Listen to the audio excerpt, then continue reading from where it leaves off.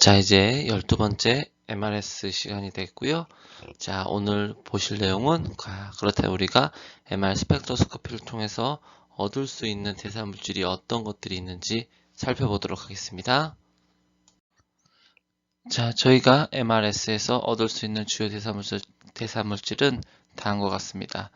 자, NAA, 즉 아세틸 아스파르트산이 대표적으로 있을 수 있고, 그 다음에 콜린, 그리고 크레아틴, 마요니스톨, 락테이트, 글루타메이트, 그리고 뭐 기타 뭐 글루코스, 뭐 가바 같은 것들이 있을 수 있겠습니다. 자, 그러면 하나씩 내용이 어떤 대사물질인지 살펴보도록 하겠습니다. 자, 첫 번째 대사물질인 NAA는 살아있는 신경세포의 주 성분으로 알려져 있습니다. 그리고 2.0 ppm에서 나타나게 됩니다. 정상적인 뇌에서 가장 높게 나타나고 뇌에 병변이 생기면 이 피크가 감소를 하게 됩니다. 자, 뒤쪽 가시면 이제 임상 증례를 한번 보실 텐데, 자, NAA는 자, MR 그런 스펙트로스코피에서 저희가 대표적으로 튜머라든지 이런 부분에서 거의 중요한 그런 지표가 되는데, 살아있는 신경세포의 주 성분으로 이제 뇌에 병변이 생기면 피크가 감소하는 형태를 나타나게 됩니다. 자, 그래서 뇌 진단에 매우 중요하고, 그리고 정상적인 뇌와 그리고 이상 있는 병변을 또 구분하는 그런 유의미한 그런 대사물질이 되겠습니다. 자, 또한 NAA는 이제 싱글렛으로 이제 구성되어 있는 단일 이제 성분으로 구성되어 있는 대사물질입니다. 자, 이유탄수에 따라 주어진 양성자의 신호는 이제 선으로 이제 분할될 수 있습니다.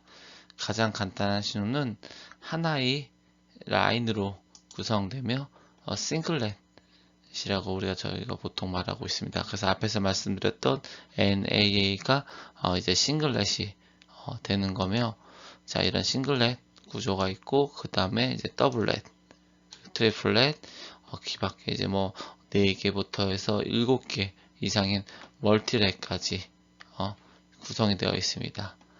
피크 수는 보통 n 플러스 1 규칙에 의해서 구하며, 여기서 n은 이웃 양성자 수, 즉 주변에 있는 양성자의 수를 기준으로 규칙이 구현되고 있습니다.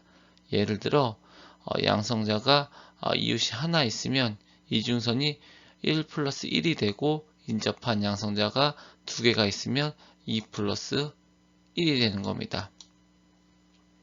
자, 이는 조금 다시 한번 말씀드리면 이웃 양성자가 결합되어 있는 것은 아니기 때문에 실제로 이것들이 같이 뭐 결합되어 있는 형태의 구조로 해서 2개가 나눠 보이는 건 아니고, 신호 분할은 동등하지 않는 양성자에서 이제 이웃 양성자를 기준으로 양성자가 주변에 있는 양성자와의 그런 인접함으로 인해서 생기는 그런 분할선 정도라고 우선 생각을 해주시면 되겠습니다. 자, 그러면 다음과 같은 예시를 통해서 조금 더 다시 한번 보시면, 자, 이중선이 어떻게 발생하는지 한번 살펴보도록 하겠습니다. 자, 보기와 같이 이제 인접한 수소가 없다면 다음과 같이 싱글렛으로 표시가 될 수 있겠습니다. 자, 그러나 이웃한 양성자가 있는 경우, 자, 그 스피는 자기장의 비제로, 즉 주자기장과 일치하거나 아니면 자기장에 반대하여 정렬될 수 있겠죠.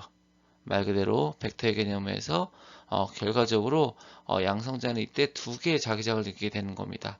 자, 비제로보다는 약간 강하거나 반대로 조금 약간 약한, 즉 2개의 자기장을 느끼게 되며, 이때 2개의 자기장이 느끼는 그 차이가 다음과 같은 이제 선의 이런 분할로 나타나게 되는 겁니다. 이런 것들을 그래서 몇 개의 그런 선으로 분할돼서 나타난 질의 수에 따라서 뭐 싱글렛, 이제 뭐 더블렛, 그 밖에 뭐 멀티렛 같은 걸로 구분을 하고 있는 겁니다. 자, 그 다음은 이제 콜린이며, 이제 콜린은 이제 세포막의 합성과 이제 분해에 관한 이제 대사물질로 3.5 ppm에서 나오게 되며, 종양이 생기게 되면 특히 튜머 그런 평가할 때 굉장히 중요한데 증가를 하게 되는 겁니다. 자, 콜린은 튜머가 생기면 증가하게 되는, 즉 종양을 감별할 때 매우 중요한 대사물질이 되겠습니다. 자, 그 다음 크레아틴은 이제 3.03과 3.94 ppm에서 두 개의 그런 픽이 나오는데 내조직 에너지 대사 과정에 관계되는 APT를 만드는 역할을 합니다. 크레아틴은 정상이든 종양이 생기든 변화가 거의 없다 보니 약성 종양의 판단 시 기준 물질이 되면서 또한 어떤 그런 피크들의, 즉 예를 들어서 앞선 NA 피크라나 이제 뭐 그런 콜린 픽들 자체에서 서로의 기준을 비교하는데 기준이 보는데 측정되는 물질이 또 되겠습니다. 자, 그 다음 이제 대사물질은 이제 마요이니스톨이고, 자, 마요이니스톨은 말 그대로 더블렛, 이제 더블렛으로 이제 저희가 관찰이 가능하고요. 3.56 ppm에서 주로 확인할 수 있습니다. 자, 마요인스톨은 이제 일반적으로 성인들보다는 이제 소아들 대상할 때 많이 활용이 되고 있고, 미숙아에서 가장 큰 피크로 나타나고 성인일수록 이 피크가 감소되다 보니 요 피크 이런 특성 때문에 이제 소아들 검사할 때 많이 그런 쓰여지 측정이 되고 관찰이 되는 그런 대사물질이 되겠습니다. 자, 그 다음 이제 락테이트는 자, 1.3 ppm에서 주로 관찰되는 피크로 정상에는 이제 나타나지 않고 이제 급성 저산소증이나 손상된 뇌에서 이제 보통 발견이 됩니다. 자, 락테이트도 기본적으로 더블렛이고 앞서 말씀드렸듯이 정상에서는 주로 관찰이 되지 않는다는 거. 그리고 짧은 T에서는 인버전이 일어나지 않다 보니 락테이트와 리피드 픽 자체가 구별이 좀 어려운 부분이 있습니다. 그러다 보니 롱 T에서는 인버전이 일어나서 락테이트와 리피드 픽이 구분이 가능한 그런 상황이 나오게 됩니다. 자, 지금 이제 말 그대로 숏T와 롱T에 따라서 메타볼라이트들이 어떻게 표현해지는지 이해가 안 될 수도 있긴 한데 이 부분은 이제 다음 차수 정도에서 임상천 마무리를 하는 부분에서 다시 한번 말씀을 좀 드리도록 하겠습니다. 즉 T 값에 따라서 어떻게 왜 이런 현상의 차이가 나는지는 이제 추후 다음 시간 정도에서 다시 한번 말씀드리도록 하겠습니다. 자, 다음은 이제 글루타마이트입니다. 글루타마이트는 자, 이제 싱글렛으로 나타내고 농도가 가장 높으면서도 여러 개의 픽으로 이제 분리되어 나타납니다. 신경계 아미노산의 일종이며 저산소증이나 허혈성 뇌졸중 같은 뇌 손상된 환자들에게 주로 발견이 되고 있습니다. 자, 피크는 2.2에서 2.4 ppm에서 주로 관찰이 되고 있습니다. 자, 그렇다면 앞서 보셨던 이제 대사물질들이 자, 어떻게 임상에서 활용되고 있는지 좀 살펴보도록 하겠습니다. 자, 첫 번째는 이제 정상인의 이제 그런 이제 머리에서 나타내는 형태를 한번 그냥 보도록 하겠습니다. 정상인의 그런 스펙트로스코피고 좌측 이제 상단 이 그림에서 MRI 내에 자, 이제 검은 사각형 부위, 자, 검은 사각형 부위 자체가 이제 우리가 얻어진 부위가 되는데, 자, 산봉우리와 같은 이렇게 피크들이 쭉 나열을 여러 개 하고 있는 그런 형태로 이제 물질의 농도를 나타내고 있습니다. 자, 그리고 이제 말했던 이제 기본적으로 스펙트로스코피는 이제 물 신호가 너무 세다 보니 물 신호를 소거시켜주는 과정을 얻어진 후에 이제 기본적인 대사물질들을 획득하는 과정을 하는데, 자, 이런 물 신호를 소거한 후에 이제 남겨있는 물 신호에 대한 농도도 다음과 같이 표기가 되고 있습니다. 그리고 보기와 같은 정상인 환자는 자, 3채슬러 장비에서 이제 20ml 정도로 획득을 하였고, 획득된 시퀀스는 스팀 시퀀스로, 프레스와 스팀이 앞서 연재된 것처럼 약간 차이가 있을 수 있습니다.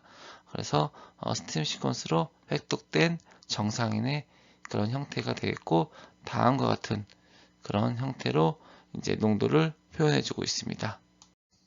자, 다음은 이제 악성 뇌종양 스펙트로스코피에 대한 내용이고요. 콜린픽 자체가 굉장히 높게 나오시는 것을 확인할 수 있습니다.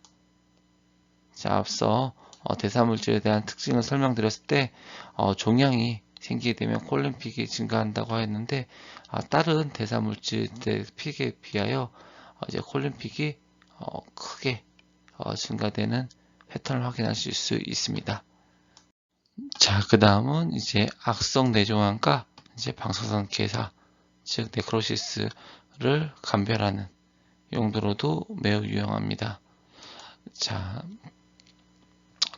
이제 악성 뇌종양은 왼쪽, 자, 이쪽이 이제 악성 뇌종양이고, 상대적으로 이제 콜린 크레아틴 비율이 높은 걸 확인하실 수 있습니다. 하지만 이제 네크로시스 방사선 개사 부분은 그렇지 않다는 것을 확인할 수 있습니다. 자, 가장 대표적으로 임상에서 주로 많이 또 활용되는 케이스가 되겠습니다. 즉 종양과 이제 네크로시스 감별이 또 이제 MR 스펙트로스코피에서 대표적으로 활용되는 임상 그런 증례가 되겠습니다. 자, 그러면 이제 튜머 쪽 케이스 외에도 대표적인 노인성 질환 중에 하나인 알츠하이머 치매가 진행되는 케이스를 보면 다음과 같이 알츠하이머 치매에서 진행함에 따라서 마이오인스트레피크치가 높아지는 것을 이제 확인할 수가 있겠습니다. 자, 이는 이제 말 그대로 이미지에서 구분이 되지 않는 노인성 질환들, 즉 디멘치아나 파킨슨 같은 것들을 이제 예후를 보는데 매우 중요한 역할을 할 수 있어서 이런 부분들이 또 많이 최근에 주목을 받고 있습니다. 자, 말 그대로 MR 스펙트로스코피는 앞서서 계속 말씀드렸듯이 기본적으로 대사물질들에 대한 농도와 그 대사물질들이 어떤 어떤 양성자 위치에 나오느냐에 따라서, 그리고 그거에 대한 농도 등에 따라서 현재 상태에 대한 예후를 볼 수 있는 매우 중요한 그런 방법이라고 생각을 하시면 되겠습니다. 자, 그러면 이제 오늘은 이제 대사물질들에 대한 우리가 획득하여서 확인 가능한 대사물질들에 대한 특성까지 살펴봤고요. 자, 그러면 이제 다음 시간에 다시 이제 이 시퀀스 파라메타 등에 대한 영향에 대해서 다시 말씀드리도록 하겠습니다. 감사합니다.